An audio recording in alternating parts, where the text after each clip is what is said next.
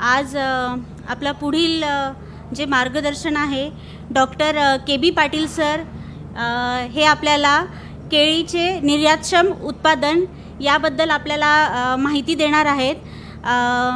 Patil sir हे senior vice president Jain irrigation system private limited आणि तसेच इंटरनॅशनल बनाना एक्सपर्ट म्हणून यांची ख्याती आहे. तर सर स्वागत आहे सर आपलं आजच्या या कार्यक्रमाला. आणि आम्ही सर्व उत्सुक आहेत सर आपल्याकडनं आम्हाला मार्गदर्शन करण्यात यावे अशी मी आपल्याला विनंती करते सर, प्लीज. सर्वप्रथम आजच्या या ॲग्रोविजनच्या निमित्ताने या ठिकाणी उपस्थित असलेल्या व पंजाबराव कृषी विद्यापीठाच्या हॉर्टिकल्चर विभागाच्या प्रोफेसर डॉक्टर एकता निंगोट मॅडम, उपस्थित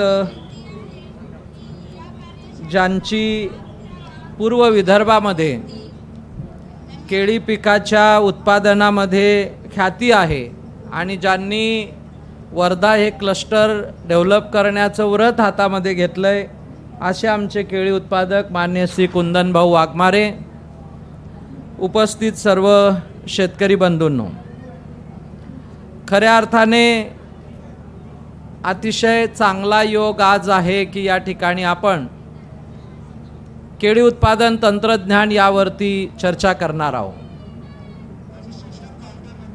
सर्वात महत्त्वाचा मुद्दा जर आपण लक्षामध्ये घेतला तर क्रॉप डायव्हर्सिफिकेशन करत असताना किंवा करताना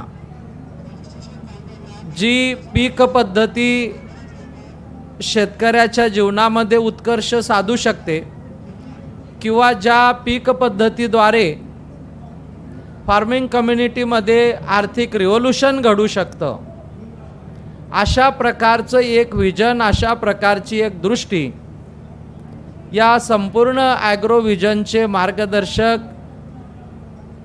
आणि या देशाच्या रस्ते वाहतूक मंत्रालयाचे प्रमुख माननीय नितीन गडकरी साहेब गेल्या अनेक वर्षापासून हा प्रयत्न करीत आहेत की विदर्भाच्या शेतीमध्ये आमूलाग्र बदल होणे अपेक्षित आहे आणि तो बदल प्रत्यक्षात आणण्याच्यासाठी जे काय प्रयत्न केले पाहिजे ते प्रयत्न आपण ॲग्रोव्हिजनच्या माध्यमातून होताना बघत आहे. आणि म्हणून मला आपल्या सगळ्यांना आज निश्चितपणाने या सगळ्या गोष्टीचा अवेअरनेस करून द्यायचा आहे की केळी पिकाच्या माध्यमातून आपण विदर्भामध्ये काय आर्थिक रिव्होल्यूशन करू शकतो. अनेक शेतकरी बंधूंच्या मनामध्ये शंका असतात की विदर्भामध्ये केळीचं पीक होऊ शकेल का, होतं का, याला जमीन सुपीक आहे का, याला जमीन योग्य आहे का, वातावरण योग्य आहे का, आपल्याकडे पाण्याची उपलब्धता आहे का, आणि आपल्याकडे गुणवत्तेची केळी निर्माण होऊ शकेल का, किंवा केळीची निर्यात आपण विदर्भातनं करू शकू का, असे अनेक प्रश्न शेतकरी म्हणून मॅडम आपल्या मनामध्ये आणि शेतकरी बंधूंच्या मनामध्ये असतात.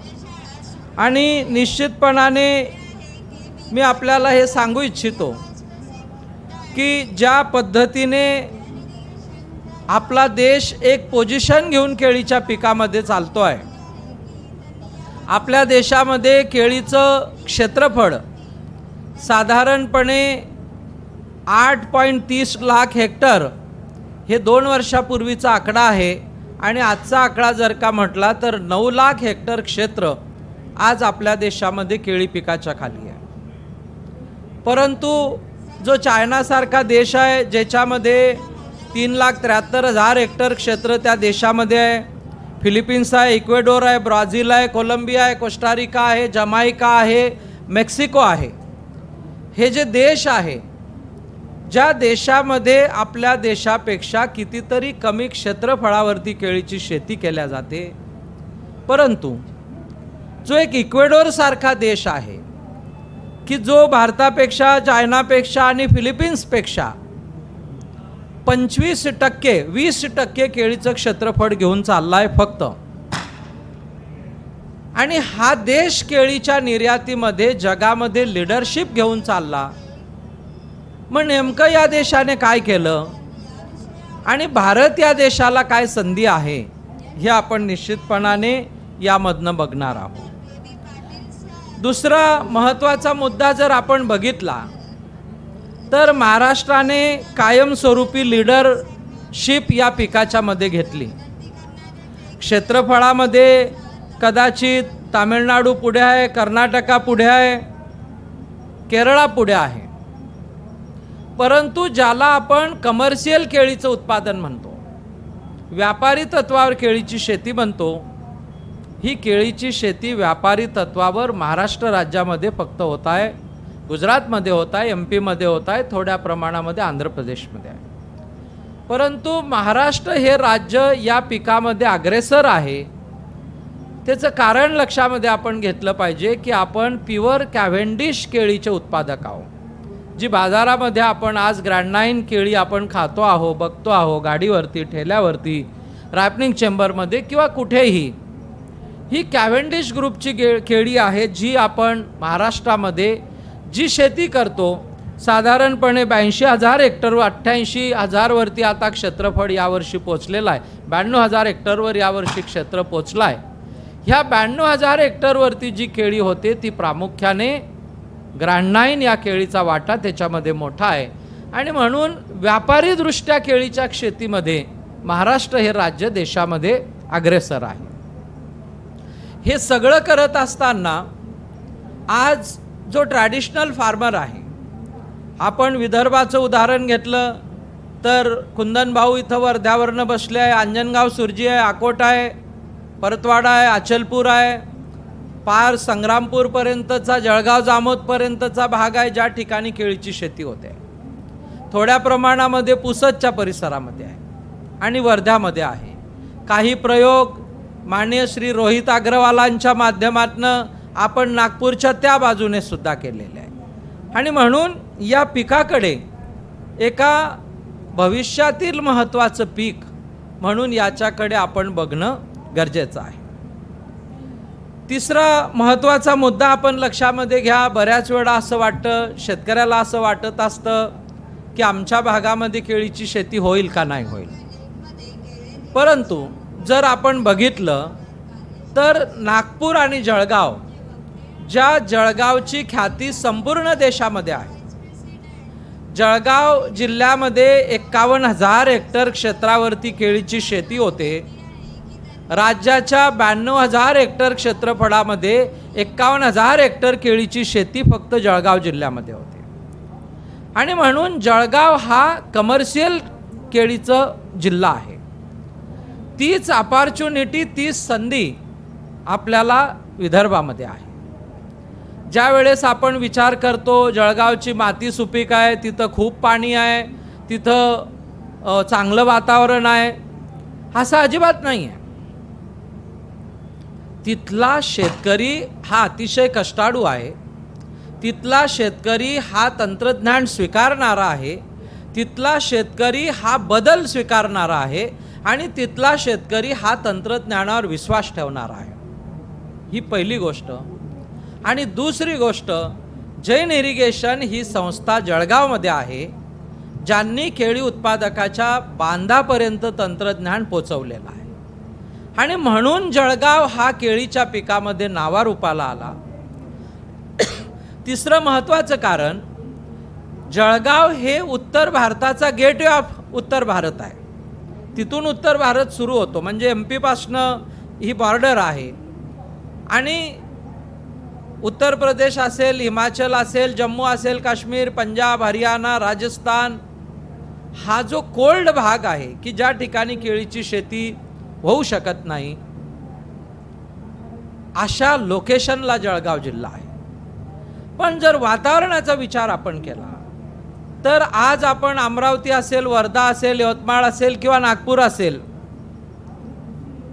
किंवा अकोला असेल, ह्या चारही जिल्ह्यापेक्षा वेगळं वातावरण आहे असं अजिबात नाही आहे. जळगावला तापमान 47 डिग्री जातं, नागपूरलाही तापमान 47 डिग्री जातं.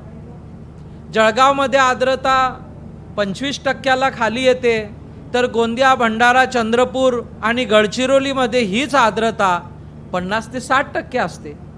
म्हणजे भंडारा, गोंदिया, चंद्रपूर, गडचिरोली हा जळगावपेक्षाही चांगला भाग आहे की ज्या ठिकाणी केळीसाठी उत्तम वातावरण आहे. परंतु आमचा फोकस तो नाही आहे किंवा आमचा उत्पादक त्याच्याकडे त्या दृष्टीने बघत नाही.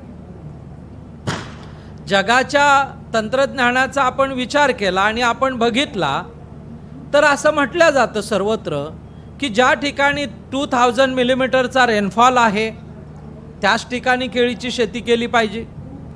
जळगावमध्ये 700 मिलीमीटरचा रेनफॉल आहे, तर भंडारा आणि गोंदियामध्ये 1100-1200 मिलीमीटरचा रेनफॉल आहे.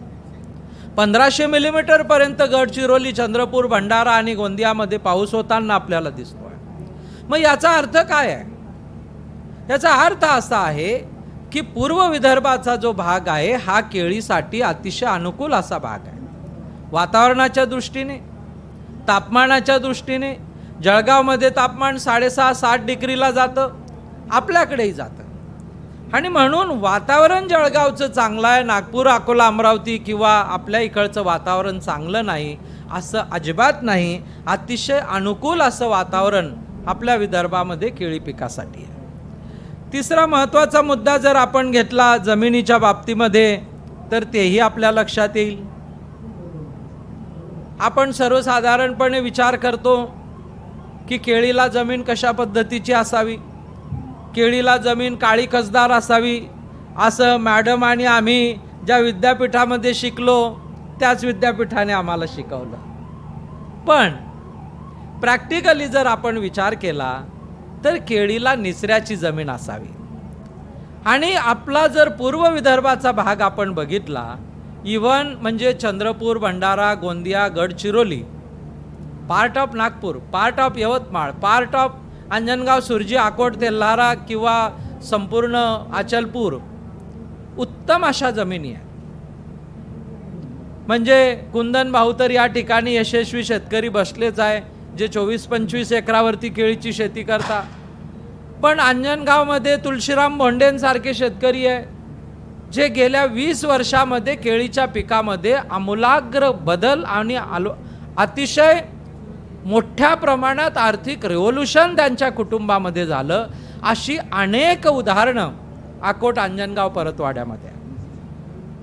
आणि म्हणून आपल्याकडे उत्तम प्रकारची जमीनसुद्धा केळीसाठी आहे. केळीला स्लाइटली अल्कलाईन जमीन असावी, हाय रेनफॉल असावा. आपण संपूर्ण 4ही जिल्हे बघा, उत्तम लाल प्रतीची रंगाची माती आहे, वाळू मिश्रित माती आहे, कॅल्कॅरियस सॉईल आहे, ॲल्युव्हियल सॉईल आहे, मुरमाच्या जमिनी आहे. इथं आपल्या हिंगणा रस्त्याने आपण पुढे गेलो, एका माडरानावरती आपण 200 एकर केळी लावली आहे. तंत्रज्ञानाने सगळं शक्य आहे. म्हणजे आज असं आपण म्हणू शकत नाही की ही जमीन केळीला योग्य नाही. निश्चितपणाने त्या जमिनीला काही लिमिटेशन्स आहे. उदाहरणार्थ चिकट काळ्या मातीची जमीन असेल, अंजनगावच्या काही भागामध्ये आहे, अकोटच्या काही भागामध्ये आहे, आपल्याकडे यवतमाळ, वर्ध्यामध्ये आहे. आणि म्हणून त्याचे मॉडेल मी उभे केले की जर चिकट काळ्या मातीची जमीन असेल तर त्या ठिकाणी केळी लागवडीचं मॉडेल काय असलं पाहिजे. आणि ते मॉडेल आपण उभं केलं की सर्वसाधारणपणे अशा जमिनीमध्ये गादीवाफ्यावर आपण केळीची लागवड केली पाहिजे. कारण काळ्या मातीला निचरा नाही आणि म्हणून गादीवाफा जर आपण केला तर गादीवाफ्यातनं पाण्याचा निचरा होतो, पाणी निघून जातं. गादीच्या या 2 बेडच्या मध्ये क्षारांचं पाणी येतं, पाऊस पडला सरीमध्ये क्षार येतात, ते निघून जातात आणि हा बेड अतिशय उत्तम होतो. शेणखत घालायचं आहे, निंबोळीची पेंड घालायची आहे, गांडूळ खत घालायचं आहे, काळी माती आहे, जिप्सम घालायचं आहे किंवा त्याला 50 किलो पोटॅश प्रति हजारी टाकायचं आहे, 10 किलो झिंक, 10 किलो फेरस हे बेडमध्ये मिश्र करायचं आहे. हे सगळं आपल्याला या बेडमध्ये करता येतं केळी लागवडीच्या आधी. आणि म्हणून जमीन हा आता काही विषय राहिलेला नाही. आपण उत्तम प्रकारे काळ्या मातीमध्ये केळीची शेती आज करतो आहे. हे सगळं करत असताना दुसरा महत्त्वाचा मुद्दा आहे, केळी लागवडीसाठी कशा पद्धतीने आपण त्याला ठिबक सिंचन टाकलं पाहिजे. आणि म्हणून बेड तयार केला, बेडवरती आपण ठिबक टाकलं आणि तो बेड ओला करून घेतला आणि मग लागवड केली. हे चित्र आपण या ठिकाणी बघा, हे रोपांच्या हार्डनिंगचं चित्र आहे. लॅबॉरेटरीचे चित्र त्यामध्ये दिसत नाही आहे, ते मिस झालेले आहेत. परंतु अशा प्रकारचं ज्या वेळेस आपण ज्याला व्हेरायटल इम्प्रूव्हमेंट आपण म्हणतो, तर पूर्वीच्या काळामध्ये बसाई श्रीमंती, अर्धपुरी उंच श्रीमंती, ठेंगणी श्रीमंती, जाड मानेची श्रीमंती, बारीक मानेची श्रीमंती, महालक्ष्मी, केम बापू पाटील, वसई, अशा वेगवेगळ्या प्रकारच्या जाती आपल्या राज्यामध्ये लागवड केली जात होती. परंतु जैन इरिगेशनने 1994 साली देशामध्ये विल्यम, जेलिक आणि ग्रॅनाइन अशा 3 जातींची आयात केली. त्याचं कारण होतं की ज्या वेळेस भारतामधनं आणि महाराष्ट्रातनं केळीच्या निर्यातीचे प्रयोग झाले, 88 साली, 90 साली केम बापू पाटील असताना, 90-92ला ते मंत्री असताना, 1996 साली रमण शेठ खानगेगाव, जुन्नर, जिल्हा पुणे यांच्या शेतातनं केळीच्या निर्यातीचा कंटेनर भरल्या गेला. 2003 साली जळगावातनं कंटेनर भरल्या गेले. ह्या सगळ्या याचं अनुमान हे होतं का आमच्याकडे निर्यातक्षम जात नाही. आणि म्हणून 1996ला परमश्रद्धेय बहरलाल भाऊ जैन हे होंडुरस या राज्यामध्ये 93-94 मध्ये गेलेत आणि 94ला विल्यम, झेलिक आणि ग्रॅनाइन ह्या 3 जाती आपण देशामध्ये आणल्या, ज्या जातींचं केळी निर्यातीचं जगभराचं पोटेन्शियल होतं. ॲग्रो व्हिजनच्या माध्यमातून आपण एक गोष्ट नक्कीच ध्यानामध्ये घेतली पाहिजे की त्याच्या नावामध्येच विजन आहे.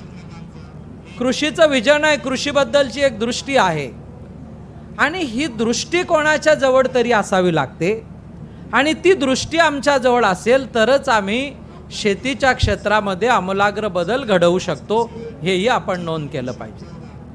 कारण जर आमच्याकडे निर्यातक्षम ग्रॅनाइन व्हरायटी नाही तर आम्ही केळीची निर्यातच करू शकत नाही.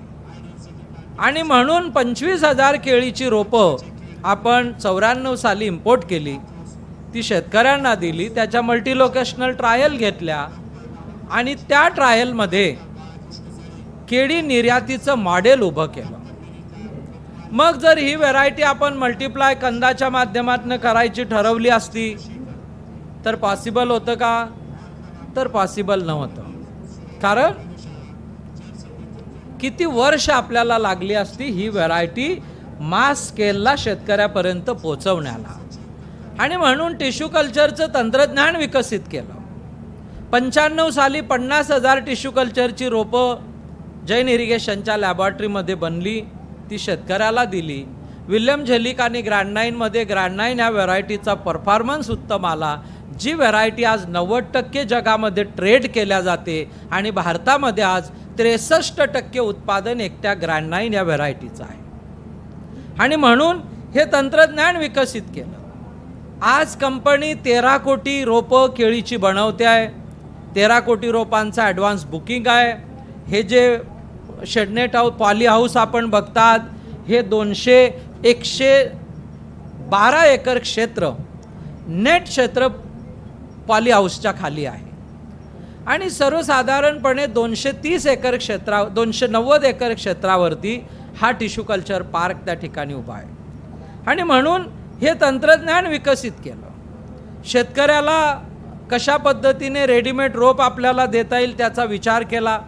कंदाचे जे इश्यू होते, 200 ग्रॅम 300 ग्रॅमचा कंद, 2 ते 2.5 किलोचा कंद, इन्फेक्टेड कंद, इन्फेरियर जेनेटिक प्रॉपर्टीचा कंद, हे सगळं याच्यातनं सोल्युशन एक केळी उत्पादकाला दिलं. हा गादीवाफा आहे, त्या गादीवाफ्यावरची लागवड केली. त्यानंतर मल्चिंगचं तंत्रज्ञान आलं, मल्चिंगवर केळीची लागवड केली. आणि हे बघा, हे 20 एकर क्षेत्र आहे केळीचं, एका इंडिव्हिज्युअल शेतकऱ्याचं, रामदास त्र्यंबक पाटील निंबोल. आणि किती युनिफॉर्मिटी याच्यातनं आपल्याला दिसते आहे. आणि म्हणून प्रत्येक गोष्ट ही शास्त्रोक्त विचार करणं गरजेचं आहे. तिसरा महत्त्वाचा मुद्दा, उन्हाळ्यामध्ये केळीच्या लागवडी करायच्या आहे, तापमान 47 डिग्रीचं आहे, एप्रिल मे मध्ये लागवड करायची आहे. मग असं असताना कशा पद्धतीचं प्रोटेक्शन आपण त्या केळीचं केलं पाहिजे याचाही विषय आपण त्या ठिकाणी मांडला. आणि म्हणून प्लास्टिक बंदी आली, त्याला अशा पद्धतीचं पेपरचं कव्हर घातलं, प्रोटेक्शन केलं. परंतु व्हॉट इज सस्टेनेबल वे, म्हणजे केळीची लागवड करायची आहे, उन्हाळ्यामध्ये करायची आहे, प्रोटेक्शन करायचं आहे, तर सस्टेनेबल वे आहे की आपण तागाची लागवड केली पाहिजे. तो ताग 1 महिना आपण वाढू दिला पाहिजे. त्या तागाच्या सावलीमध्ये आपण केळीची लागवड केली पाहिजे. म्हणजे जर आज नागपूर, यवतमाळ, वर्धा, गोंदिया, भंडारा, कुंदन भाऊंनी जेव्हा पहिल्याने 6 वर्षापूर्वी केळीची लागवड केली, मार्च महिन्यामध्ये 11-12 हजार रोपं, किती आपली पहिली लागवड होती? 11,000 रोपांची लागवड केली. आणि अशा प्रकारचं प्रोटेक्शन आपण बघा, ही प्रखर उष्णतेतली मे महिन्याची लागवड आहे. आणि म्हणून शेतकऱ्याला छोट्या छोट्या टेक्निक्स देण्याचं काम आपण केलं की कशा पद्धतीने स्मॉल आयडिया बिग रिव्होल्यूशन, छोट्या टेक्निकनं आपण शेतकऱ्याला कसं उभं करू शकू याचा प्रयत्न केला. हे सगळं करत असताना केळीच्या पिकामध्ये ज्या गोष्टीने रिव्होल्यूशन झालं ती गोष्ट आहे टिश्यू कल्चर ग्रँडाइन व्हरायटी, ती गोष्ट आहे ड्रिप इरिगेशन, फर्टिगेशन, आणि चौथा मुद्दा आहे फ्रूट केअर आणि पोस्ट हार्वेस्ट मॅनेजमेंट. आम्ही जेव्हा 29-30 ऑक्टोबर 2021ला गडकरी साहेबांच्या उपस्थितीमध्ये वनामतीमध्ये मोठा परिसंवाद केळीच्या निर्यातीचा घेतला. सर्वसाधारण 500-600 लोक शेतकरी विदर्भातनं या कार्यक्रमाला त्यावेळेस होती. आणि हा त्या ठिकाणी मुद्दा मांडला की किती प्रचंड स्कोप आपल्या विदर्भाला या पिकाच्या बाबतीमध्ये आहे. आणि म्हणून दुसरं जे रिव्होल्यूशन या पिकामध्ये घडलं ते तंत्रज्ञान आहे ठिबक सिंचनाचं. मला आपल्याला आजही सांगायला आश्चर्य वाटतं की ज्या संत्र्याची ख्याती आज देशामध्ये आहे, ज्या नागपुरी संत्र्याचं नाव आज देशामध्ये आहे, ज्या नागपुरी संत्र्याची एक टेस्ट ही युनिक आहे, आणि असं असताना सुद्धा ठिबकचा मॅडम मुद्दा आला म्हणून मी आपल्याला सांगू इच्छितो, मी जगातले 40 देश फिरलो, मी जगातल्या सगळ्या केळीच्या बागा पाहिल्या, जगातल्या सगळ्या संत्रा मोसंबीच्या बागा पाहिल्या, कुठलाही देश सुटलेला नाही. मला संपूर्ण जगामध्ये कुठेही पाटपाण्यावर संत्रा मोसंबीची शेती दिसली नाही. आणि ज्या पिकाच्या बद्दल सातत्याने आम्ही बोलत असतो, सांगत असतो, ती एक अस्मिता आपल्या विदर्भाची आहे. अनफॉर्च्युनेटली कुठलाही संत्रा उत्पादक आजही या तंत्रज्ञानाला समजू शकलेला नाही.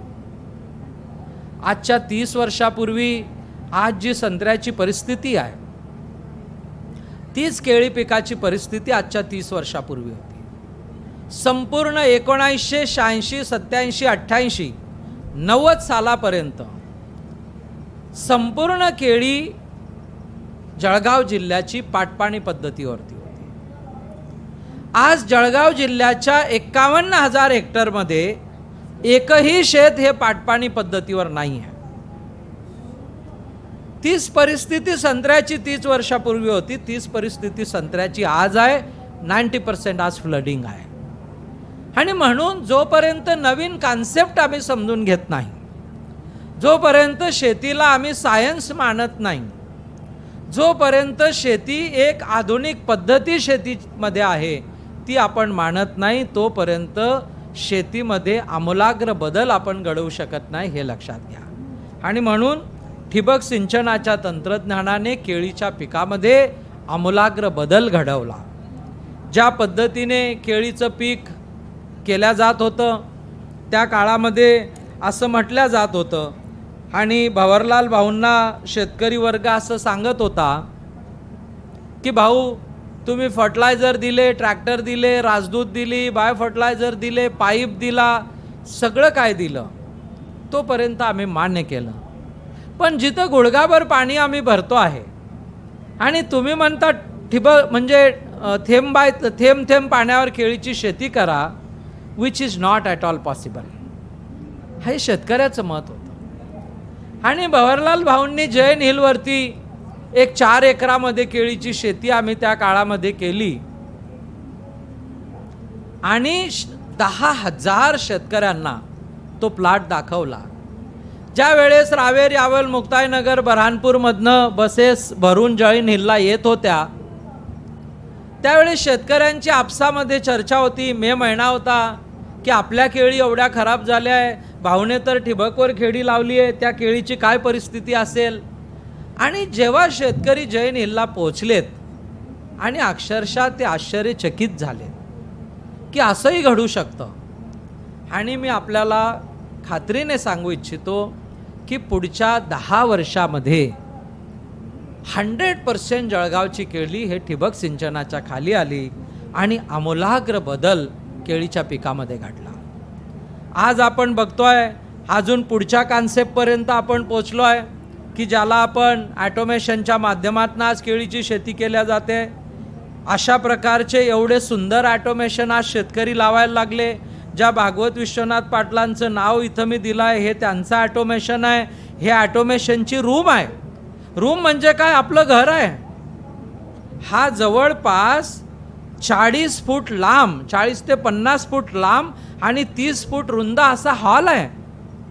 याच्या खाली 5 लाख लिटर पाण्याचं स्टोरेज आहे खाली अंडरग्राऊंड. त्याच्यावर हा स्लॅब आहे, त्याच्यावर तो हॉल आहे, तिथं ही ॲटोमेशनची सिस्टम आहे. आणि त्याच्यावर दुपारच्या वेळेस आराम करण्याची इच्छा झाली तर वर जाऊन एका रूममध्ये आराम करावा, अशा पद्धतीचे ॲटोमेशन भागवत विश्वनाथ पाटील यांनी 5 युनिट लावले आहे. आणि एका ॲटोमेशनवरती 55 ते 60 लाख रुपये खर्च केलेले.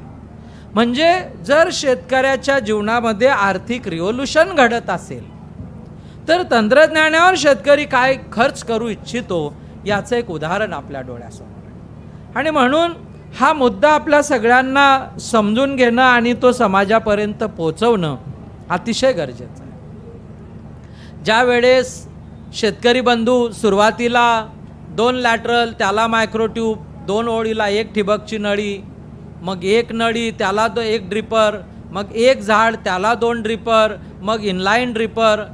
तर शेतकरी बंधू आम्हाला म्हणायचे की सर वाय दिस इनलाईन, तुम्हाला संपूर्ण पट्टा ओला का करायचा आहे, झाडाच्या बुडाजवळ पाणी दिलं खूप झालं. आणि जेव्हा प्रॅक्टिकल अभ्यास मी शेतकऱ्याला दाखवला की बनानाची मुळं ही दोन्ही बाजूला अशी लॅटरल वाढतात, ती खोल जमिनीवर जात नाही, ती वरच्या 15 सेंटीमीटरमध्ये सर्व कार्यक्षम मुळा असतात आणि वरच्या 10 सेंटीमीटरमध्ये 90% फंक्शनल रूट असतात.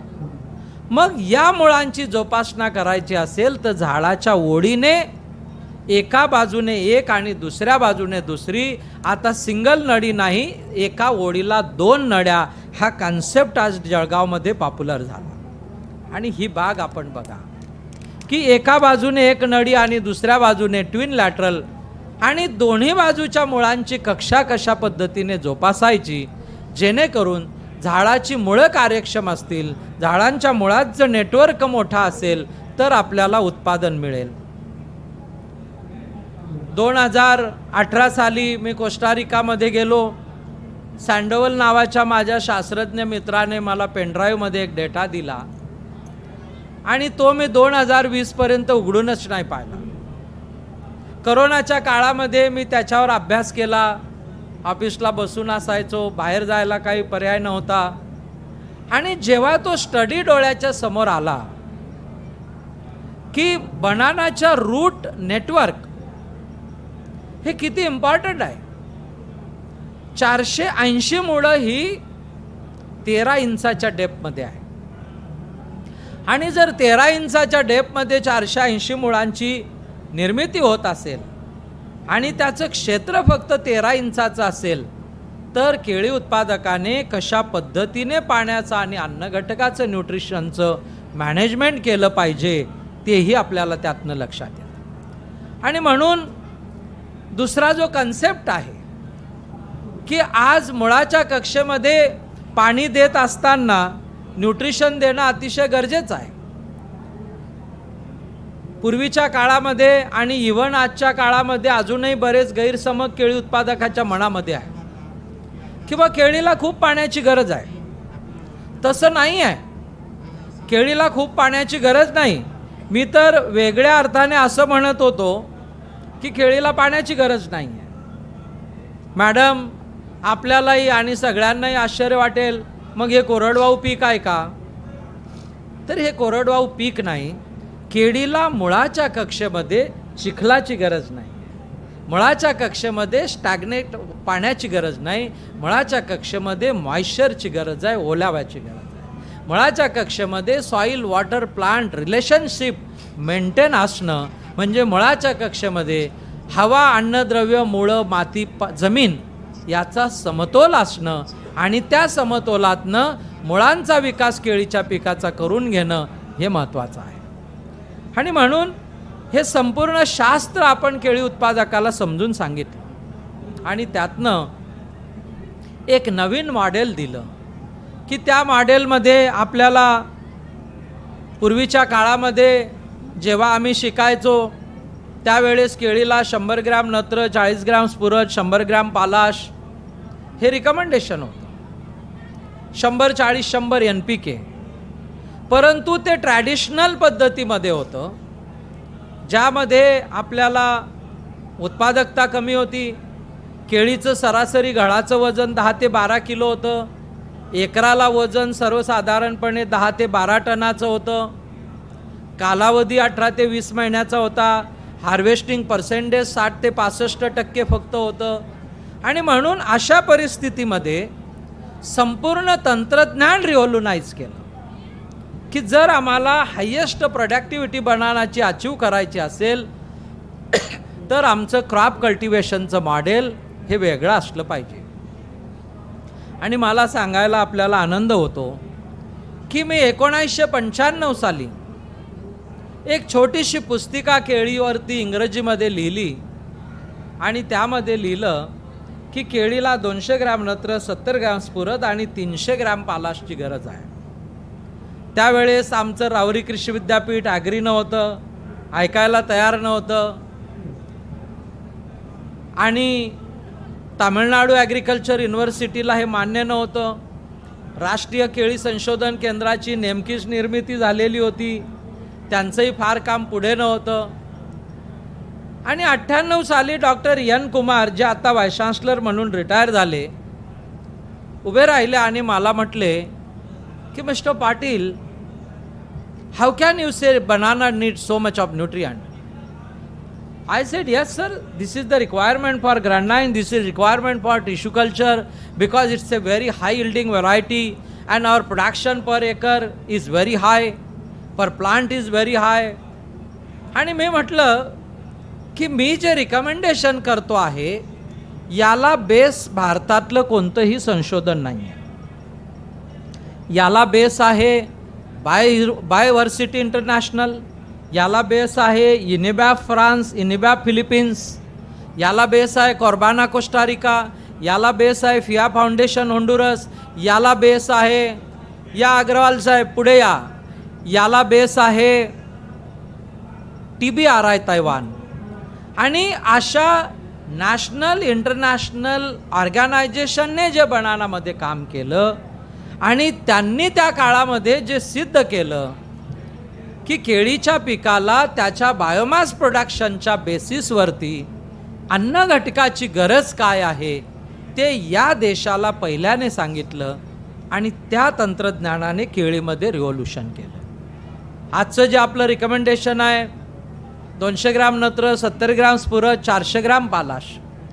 हलकी जमीन असेल, पिवळ्या मातीची जमीन असेल, वाळुकामय जमीन असेल, खडकाळ मुरमाड जमीन असेल, ज्या ठिकाणी नायट्रोजन कमी आहे तिथं आपण 230 इवन 250 ग्रॅम पर प्लांटपर्यंत आपण जाऊ शकतो.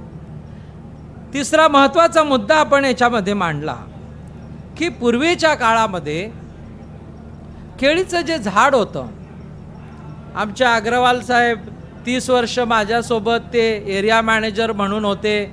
त्यांच्याच काळामध्ये आम्ही अंजनगाव, सुरजी, आकोट, परतवाडा डेव्हलप केलं. आणि एक समज होता की केळीच्या पिकाची जी झाडं होती, खोडं होती, ही कापून फेकल्या जात होती. केळीच्या पिकाला 4 महिन्यामध्ये खतं दिल्या जात होती. केळीला 100-40-100 न्यूट्रिशन दिल्या जात होतं. आणि खोड फेकणं मॅडम आणि पानं कापून टाकणं ही आपल्याकडे प्रथा होती.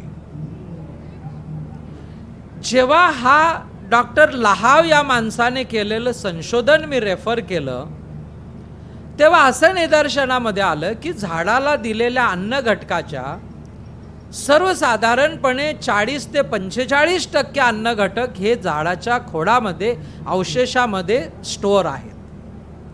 आणि झाडाने बंच निर्माण करण्यासाठी 55 ते 60% अन्न घटक वापरलेले आहे.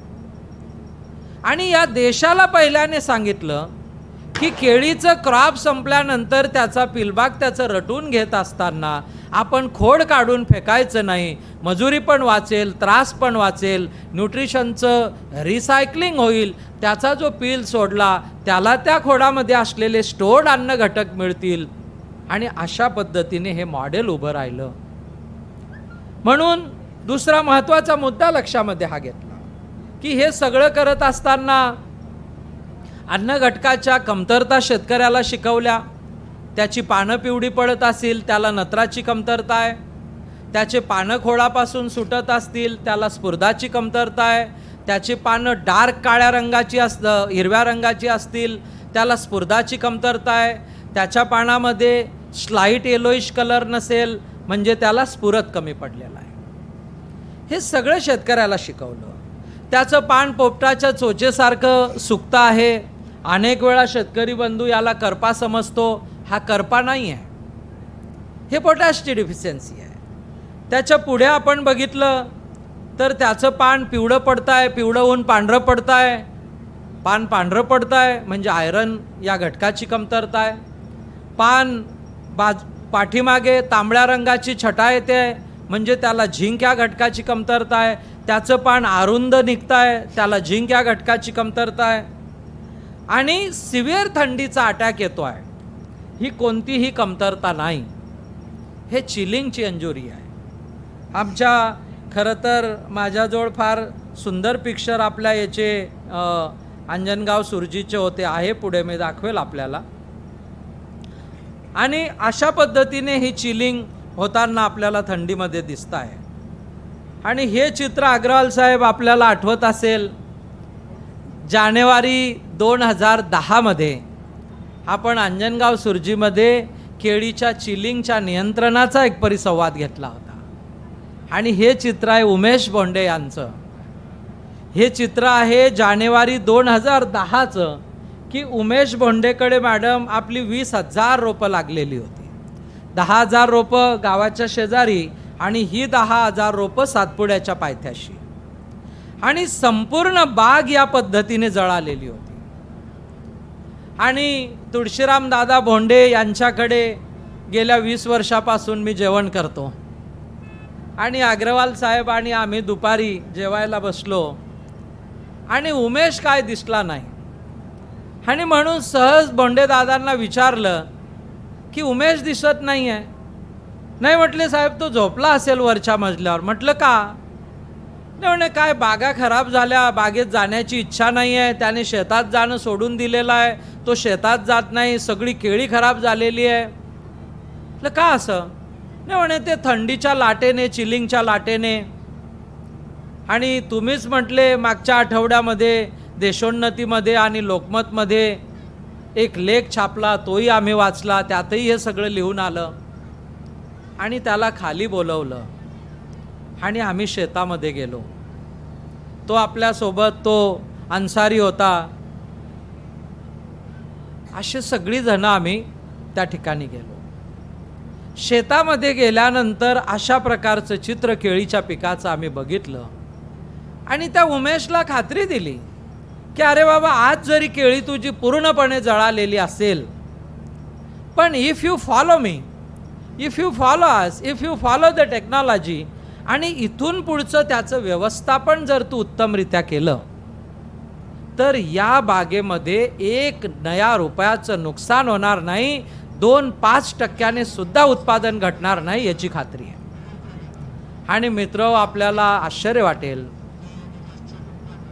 की या बागेने जुलै-ऑगस्ट 2000 या वेळेमध्ये, या महिन्यामध्ये या बागेचं हार्वेस्टिंग झालं आणि जी बाग जानेवारी 2000 मध्ये पूर्णपणाने खराब झालेली होती, याच बागेने प्रति झाड 27 किलोचं मॅडम सरासरी बंच वेट दिलं. कारण जानेवारी, फेब्रुवारी, मार्च, एप्रिल आणि मे हे 5 महिने आपल्या हातामध्ये होते ह्या बागेची ग्रोथ करून घेण्यासाठी. आणि त्या बागेची रिग्रोथ करून घेतली. ती रिग्रोथ कशी असते ती ही बघा. म्हणजे झाड चिलिंगने खाली खराब झालं आणि मग त्याची रिग्रोथ सुरू झाली. त्या रिग्रोथमध्ये ती बाग पूर्णपणाने कव्हर झाली आणि त्या बागेचं उत्पादन मोठ्या प्रमाणामध्ये मिळालं. यामध्ये जो की रोल होता तो की रोल होता न्यूट्रिशन मॅनेजमेंट या घटकाचा, वॉटर मॅनेजमेंट या घटकाचा, टाईमली ॲप्लिकेशन या घटकाचा, वाढीच्या अवस्थेनुसार व्यवस्थापन या गोष्टीचा. आणि म्हणून वेंचुरी असेल, फर्टिलायझर टँक असेल किंवा डोशाटाउन पंप असेल, ही आज शेतकऱ्याच्या शेतामध्ये काळाची गरज आहे. आणि मी आपल्याला निश्चितपणाने सांगू इच्छितो की आपल्या शेतकऱ्यांकडे इतक्या मोठ्या प्रमाणामध्ये लँड होल्डिंग आहे, एवढ्या मोठ्या प्रमाणामध्ये पाणी आहे, जे साधारण 85-84 सालापासून आम्ही बघतो आहोत. जेव्हा विद्यापीठामध्ये आलो तेव्हापासून बघतो आहोत. अनफॉर्च्युनेट पार्ट आहे की आपण बळवानीला जावं आणि बळवानीपासून खलघाटला आपण यावं. बळवानी गणपूर लागतं, मग मणावर लागतं, सिंगाणिया लागतं, धरमपूर लागतं आणि खलघाट लागतं. हा 55 किलोमीटरचा रोड आपण ट्रॅव्हल करा. रस्त्याच्या दुतर्फा 100% हरभरा, चना आज ठिबक सिंचनावर आहे. 12 क्विंटलपासून तर 17 क्विंटलपर्यंत डॉलर हरभऱ्याचं त्या लोकांचं उत्पादन आहे. आणि 17,000 रुपये क्विंटलने यावर्षी डॉलर हरभरा विकल्या जातो आहे. अग्रवाल साहेब, तुम्ही अमरावतीमध्ये हरभऱ्याचे प्रयोग केले होते आणि मला कोणाच्या शेतात घेऊन गेले होते ते मला आठवत नाही.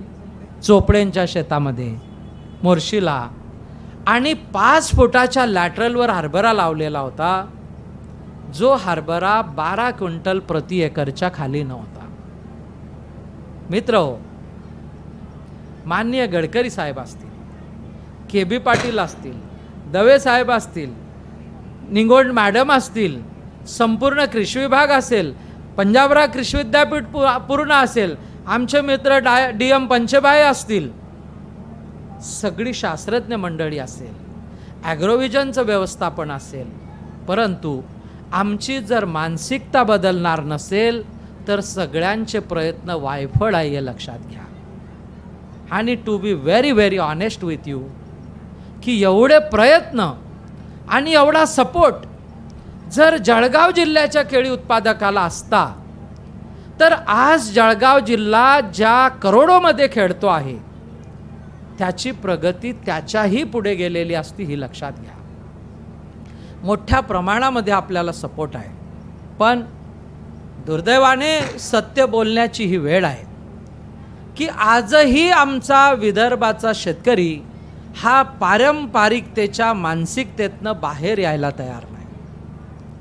आम्हाला आश्चर्य वाटतं की उन्हाळ्यामध्ये आम्ही ट्रॅव्हल करतो, नदीच्या काठावरचं गाव असतं, वर्धा नदीच्या काठावर असतं, काटेपूर्णाच्या काठावर असतं, चंद्रभागेच्या काठावर आम्ही जातो, शहानूरच्या काठावरती आम्ही जातो, माहूरला महंत बिडकर बाबांच्याकडे जाताना हर्सुलला, डिग्रसला, त्या धारव्याच्या धरणाच्या काठावरून आम्ही जातो आणि एकही केळीची बाग दिसू नये. आणि शेतकरी आज जळगावमध्ये 900 फूट बोर करतो आहे. 900 फूट, 1000 फूट. बोदवड तालुक्यामध्ये मुक्तड, वाकी नावाचे, वराड नावाची गावं आहे, भुसावळ तालुक्यामध्ये साक्री तळवेल नावाची गाव आहे, ज्या गावामध्ये 800 फुटाच्या खाली पाणी आहे. 800 फुटापर्यंत ड्राय पावडर असेल आणि 805 810 फुटावर बोरचं मशीन गेलं की त्या ठिकाणं पाणी निघायला लागेल. किती प्रयत्न आहे. दुर्दैवाने असे प्रयत्न आपल्याला होताना या ठिकाणी दिसत नाही. आमच्या अग्रवाल साहेब खूप होपफुल आहे. ते म्हणता नाही साहेब आता बदल व्हायला लागला. बदल होतो आहे, पण किती लोक आहे बदल करणारे का नाही? जुनगरेंसारखी, ठाकरेंसारखी, कुंदन भाऊ वाघमारेंसारखी. कारण आम्ही सातत्याने कारणं शोधतोय. कुंदन भाऊ ज्या वेळेस उत्तम केळीची शेती करतात, वर्ध्याच्या लोकांना वाटतं कुंदन भाऊने तर काय एवढी रिअल इस्टेट विकली, मग कुंदन भाऊंना परवडेल. बरोबर बरोबर आहे भाऊ, लोकांच्या मनात समज आहे. पण डोळ्यासमोर काय आहे की एका एकरावर 1.5 लाख रुपये खर्च केले आणि त्या एका एकराने 6 लाख रुपये वापस दिले. कुंदन भाऊची जी केळी आता हार्वेस्ट होते आहे, चालू असेल ना? चालू आहे. पहिला जेव्हा 20 टन माल कुंदन भाऊंनी हार्वेस्ट केला, एक 15-20 दिवसाच्या पूर्वी मला फोन केला, सर पहिली गाडी 22 रुपये किलोने आणि दुसरी गाडी 25 रुपये किलोने. मग आपण हे तर उदाहरण घेतलं पाहिजे, जे डोळ्याला दिसतं आहे ते तर सत्य आहे का नाही? When we studied agriculture, sir Deshpande sir in Amravati Shivaji agriculture college, he used to say की seeing is believing, learning by doing. म्हणजे करताना तुम्ही शिकतात आणि डोळ्याने बघता त्याच्यावर विश्वास ठेवता. पण दुर्दैवाने मला आपल्याशी खरं बोललं पाहिजे, आपण डोळ्याने बघतो आहे त्याच्यावर सुद्धा विश्वास ठेवत नाही आहे. To be very very honest with you, माझं काल सकाळी मुंबईवरनं पाटण्याचं फ्लाईट होतं आणि मला अविनाश गुळगुळे साहेबांचा फोन आला की पाटील साहेब नाही, मला सगळ्यांच्या सूचना आहे की तुम्ही आलंच पाहिजे. बरोबर. आणि मी जेव्हा नाही म्हटलो त्यावेळेस त्यांनी मला पुन्हा फोन करून सांगितलं की no sir, we need your support, we need your contribution, we want to change something here in Vidarbha, we want to promote banana in Vidarbha. आणि मी आपल्याला प्रामाणिकपणे सांगू इच्छितो, मी ते तिकीट कॅन्सल केलं. उद्या दुपारी 12:55 माझी नागपूर एअरपोर्टवरनं दिल्ली आणि दिल्लीवरनं पाटण्याची फ्लाईट आहे. जर एवढे एफर्ट तुमच्यासाठी ॲग्रोव्हिजन घेत असेल, एवढे एफर्ट तुमच्यासाठी सगळी यंत्रणा घ्यायला तयार असेल, तर आम्ही डोळ्याने दिसतं त्याच्यावर विश्वास का ठेवू नये? आणि म्हणून आमचे मान्य अजित भाऊ जैन एक गोष्ट नेहमी सांगत असतात की we are not in drip business, we are not in tissue culture business, we are not in piping business. आम्ही ठिबकच्या व्यवसायात नाही, आम्ही पायपाच्या व्यवसायात नाही, आम्ही टिश्यू कल्चरच्या व्यवसायात नाही. मग आम्ही आहो कोणत्या व्यवसायात? तर आम्ही माइंडसेट चेंजच्या व्यवसायामध्ये आहोत. बरोबर. आम्ही माइंडसेट चेंजच्या व्यवसायामध्ये आहोत. जर शेतकऱ्याचा माइंडसेट बदलला तरच शेतीमध्ये बदल घडेल, आणि शेतकऱ्याचा माइंडसेट नाही बदलला तर शेतीमध्ये बदल घडू शकत नाही. हे गोष्ट लक्षात घ्या. आणि म्हणून मित्र हो, आपल्याला हे लक्षात घेतलं पाहिजे की आजच्या 30 वर्षापूर्वी ज्या टेनू डोंगर बोरोलेकडे 2 एकर जमीन होती, तो माणूस चहा विकत होता. जो माणूस 1993 साली चहा विकत होता, तो माणूस आज 3 कोटी रुपयाची केळी विकतो आहे. जो डी.के. महाजन सारखा माणूस एका कौलाच्या घरामध्ये राहत होता, जो शांताराम राणे एका 2 रूमच्या खोलीमध्ये राहत होता, जो येलो चौधरी एका 3 रूमच्या घरामध्ये राहत होता, त्यांचे व्याही आपल्या वर्ध्यामध्ये आहे. येलो चौधरींचे वर्ध्याच्या बाजूला मला वाटतं सेलूत का कुठे आहे, तिकडनं इकडे मायग्रेट झालेले लेवा पाटील. अशी माझ्याजवळ कमीत कमी 500 लोकांची नावं मी आपल्याला देतो. या प्रेझेंटेशनमध्ये कदाचित तो फोटो असेल. खानापूरमधला राजेंद्र पाटील एका पडक्या घरामध्ये राहत होता. निमंदडमधला अनिल चौधरी एका पडक्या घरामध्ये राहत होता. वाड्याचा राजू पाटील, त्याला शिक्षण संस्थेने नोकरीतून काढून टाकलं होतं. अशी किती नावं मी आपल्याला सांगू की ज्या लोकांना अतुल पाटील तांदलवाडी, ज्याच्या मालकाने मला आज सकाळी फोन केला कांतीने की त्याच्या मुलाचं लग्न परवाच्या दिवशी आहे. बारे धरणारा, मजुरी करणारा अतुल महाजन, गाव तांदलवाडी, हा मुलगा वय वर्ष 38, 50 लाखाच्या घरात राहतो. 3 एकर शेती आहे, फक्त 3 एकर शेती. केळी केवढ्याची विकतो? वर्षाला 60 लाख, 70 लाख, 80 लाख. आपण त्यांचं नाव घ्यावं, नंबर घ्यावा. तांदलवाडी गावाचं. कुंदन भाऊ दर 2 महिन्याला जळगावला येतात, तांदलवाडीला जातात, न्हावीला जातात, वाघोल्याला जातात, निंबोलला जातात. आपण जाऊन बघावं की एक 3 एकराचा बारे धरणारा, मजुरी करणारा अतुल महाजन आज 5 वर्षामध्ये काय जीवन जगतो आहे. But how it has happen? हे कसं घडलं? कारण तो त्याच्या मजुरीतनं, या पाटील साहेब पुढे या, तो त्याच्या मजुरीतनं हे शिकला की काय स्ट्रेंथ केळीच्या पिकामध्ये आहे. माझ्याकडे एक दिवस आला, या पाटील साहेब पुढे या. माननीय उदय पाटील साहेब आपल्या वनामतीचे डेप्युटी डायरेक्टर म्हणून रिटायर झाले आणि त्यांना मी यासाठी धन्यवाद देऊ इच्छितो की त्यांनी संपूर्ण विदर्भाच्या कृषी अधिकाऱ्यांसाठी माझं 1 दिवसाचा वर्कशॉप वनामतीमध्ये ठेवला होता. आणि सांगण्याचं तात्पर्य हे आहे की तो अतुल मला म्हटला की सर, कांतीभाऊची नोकरी करत करत आता 22 पासून तर आता 32 आली, 10 वर्ष झाले, तर आपल्या 3 एकरामध्ये 4,500 केळीची रोपं बसतील.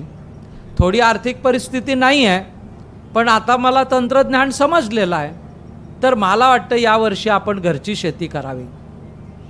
आणि 3 एकराच्या केळीपासून त्या अतुल महाजनने सुरुवात केली.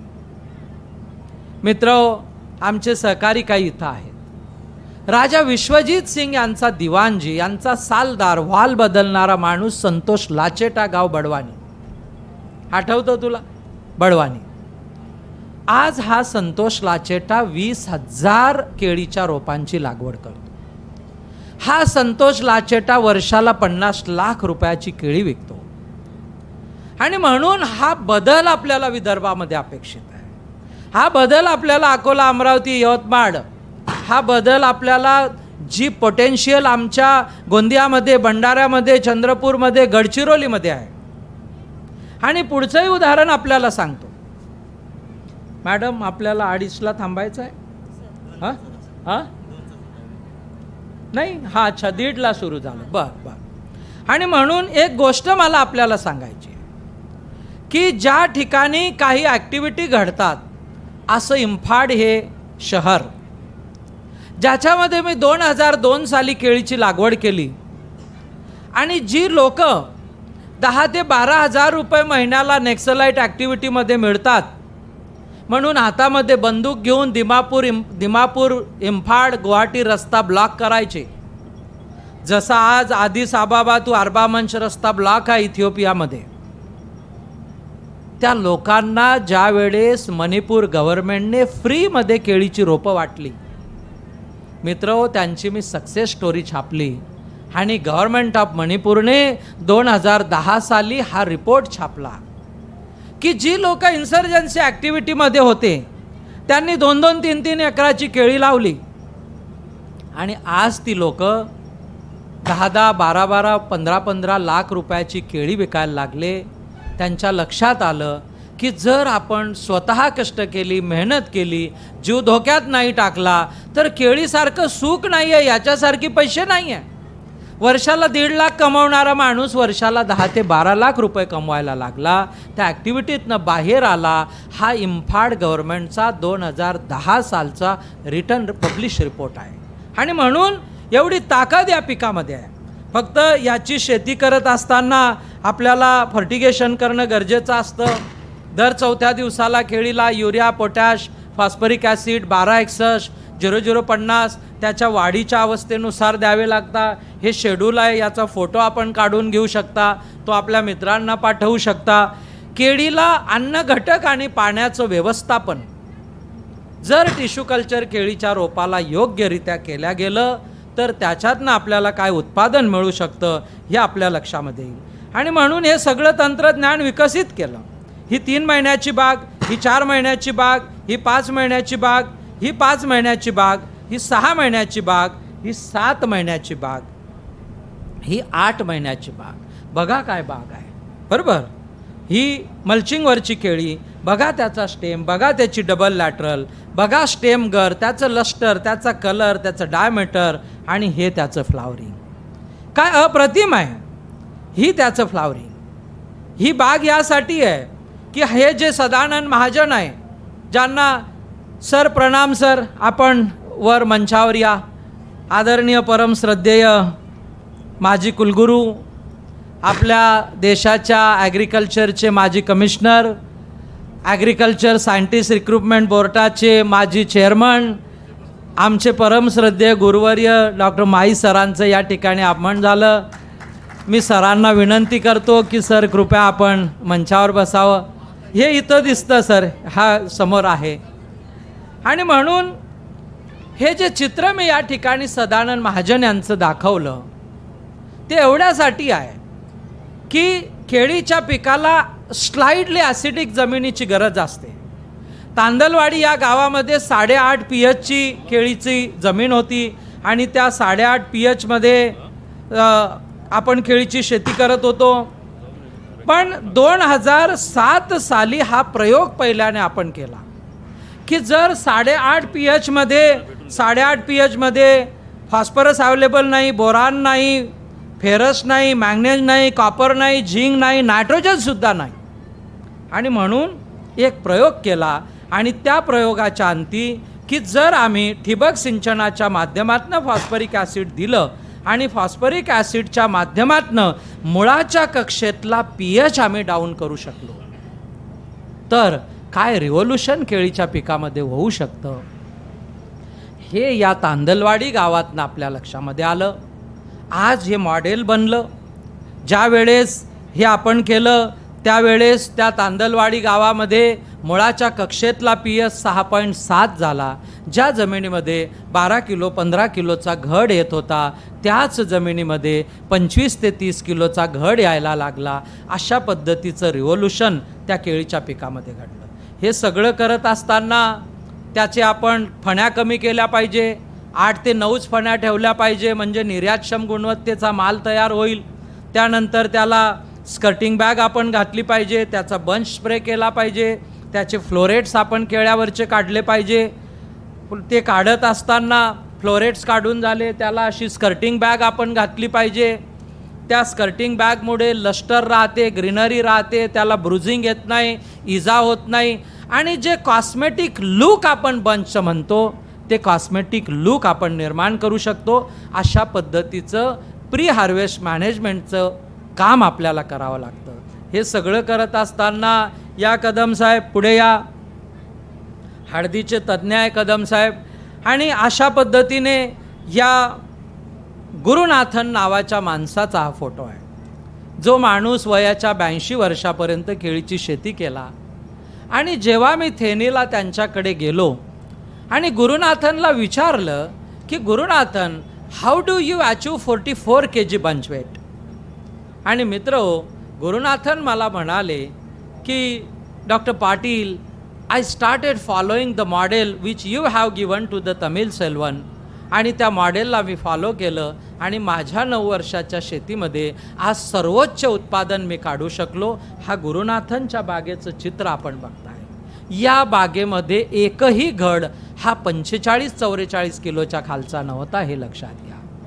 अशा प्रकारचं पोटेन्शियल वेगवेगळ्या भागामध्ये. आणि जसं मी मगाशी आपल्याला सांगतो, मुद्दामून मी ती गोष्ट सर या ठिकाणी उपस्थित आहे म्हणून रिपीट करतो की मोठ्या प्रमाणामध्ये रेनफॉल आपल्या गोंदिया, भंडारा, चंद्रपूर, गडचिरोलीमध्ये आहे, नागपूरमध्ये आहे. आंतरराष्ट्रीय स्तरावरच्या रिसर्च इन्स्टिट्यूटचं म्हणणं आहे की 1500 ते 2000 मिलीमीटरच्या खाली पाऊस असेल तर तो परिसर केळीला सुटेबल नाही आहे. तापमान 40 अंशाच्या वर जात असेल तर तो परिसर केळीला सुटेबल नाही आहे. तापमान 16 अंशाच्या खाली येत असेल तर ते वातावरण केळीला सुटेबल नाही आहे. आर्द्रता 70% खाली येत असेल तर तेही केळीला सुटेबल नाही आहे. चिकट काळ्या मातीची जमीन असेल तर ती केळीला सुटेबल नाही आहे. परंतु जे मॉडेल आणि तंत्रज्ञान आपण विकसित केलं, आज अंजनगाव, सुरजी, अकोट आणि परतवाड्याचा तेल्हाऱ्याचा भाग आपण बघतो. आज या विदर्भाचं बनानाचं हब म्हणून पुढे आलं. आज 17 रायपनिंग चेंबर आणि पॅक हाऊसेस एकट्या अंजनगाव, सुरजी, पथरोड आणि त्या भागामध्ये अकोटपर्यंत निर्माण झाली. एवढी प्रचंड मोठी क्रांती एका 2 माणसांनी सुरुवात केली.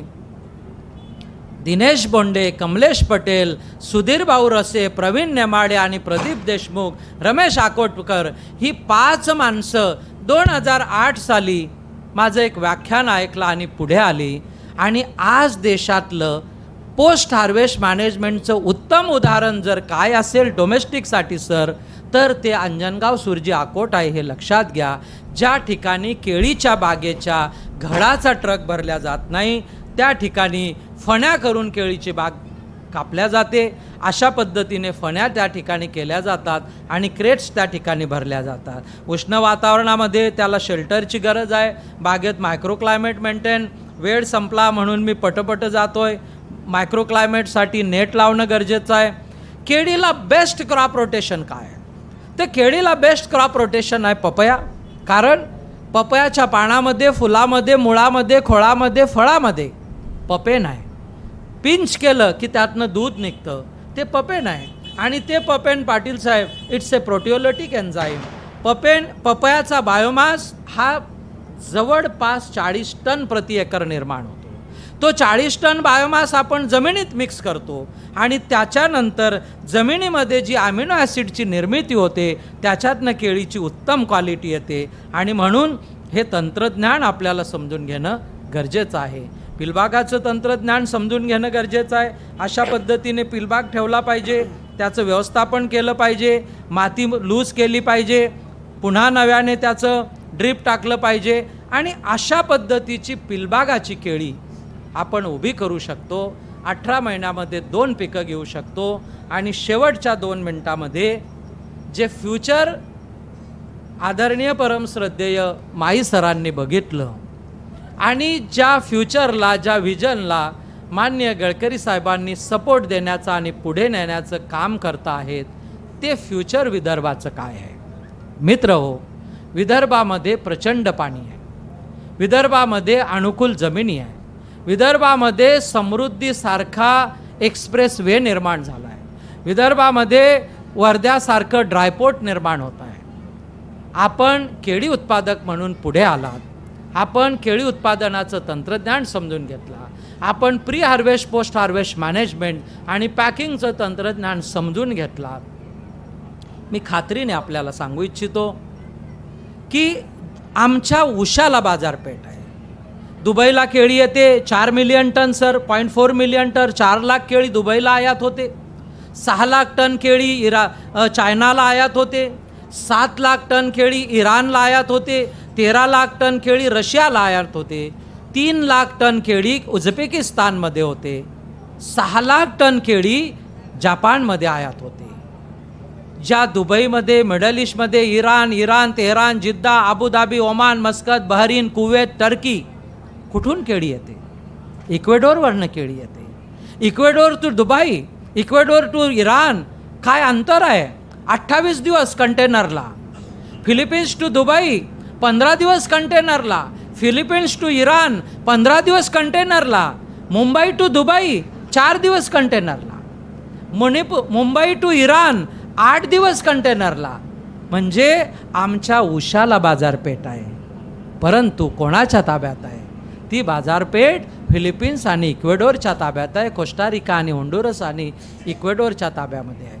आणि म्हणून जर आम्हाला आर्थिक रिव्होल्यूशन आमच्या शेतीमध्ये घडावं असं वाटत असेल तर निश्चितपणाने केळीसारख्या कमर्शियल पिकाकडे येऊन फार्मर प्रोड्युसर ऑर्गनायझेशन स्थापन करून ग्रुप फार्मिंग करून जर आपण क्लस्टर अप्रोच केला, एका गावामध्ये 100 एकर 200 एकर 300 एकरची केळी आपण तयार केली तर आपल्याच नागपुरातला मुलगा एका केळी निर्यातदार कंपनीचा डायरेक्टर आहे, त्याचं नाव प्रशांत आहे आणि तो वर्षाला 500 कंटेनर जळगाव आणि सोलापूरमधनं निर्यात करतो. अशी माणसं आपल्याजवळ आहे आणि म्हणून उद्या ड्रायपोर्ट सुरू झालं, समृद्धीचा मार्ग सुरू झाला तर ते कंटेनर केळीचं आपण ड्रायपोर्टला वर्ध्याच्या नेऊन द्यायचं आहे. तिथून सगळी पुढची जबाबदारी ही राज्य सरकारची आहे, म्हणजे पोर्ट ट्रस्ट ऑफ इंडियाची आहे. त्या कंटेनरसाठी आम्हाला काही करायचं नाही आहे. प्रचंड अथांग मार्केट आमच्या डोळ्यासमोर आहे. ते जर आम्हाला काबीज करायचं असेल आणि आमच्या विदर्भाच्या शेतकऱ्याच्या जीवनामध्ये बदल घडवण्याचं काम हे आपल्याच हातामध्ये आहे. विजनरी व्यक्तिमत्व, तंत्रज्ञ व्यक्तिमत्व मार्गदर्शन आपल्याला करतील, बाकीचे सपोर्ट आपल्याला करतील, पण काम करण्यासाठी आपण पुढे येणार नसाल तर आपल्याला दुसरं कोणीही मदत करू शकणार नाही, हे लक्षात घ्या. आणि म्हणून माननीय साहेबांनी आणि आमच्या गुरुवर्यांनी मांडलेला विषय पुढे नेण्याच्यासाठी आपल्यानी सगळ्यांनी पुढे यावं आणि आपल्या शेतीमध्ये आमूलाग्र बदल घडून या पिकाला एक मानाचं स्थान विदर्भामध्ये मिळावं आणि विदर्भ हा केळी निर्यातदार प्रदेश म्हणून नावारूपाला यावा, या भावनेसह मी आपली सगळ्यांची रजा घेतो. आपल्या सगळ्यांचे मनापासून धन्यवाद व्यक्त करतो आणि थांबतो. जय हिंद, जय महाराष्ट्र.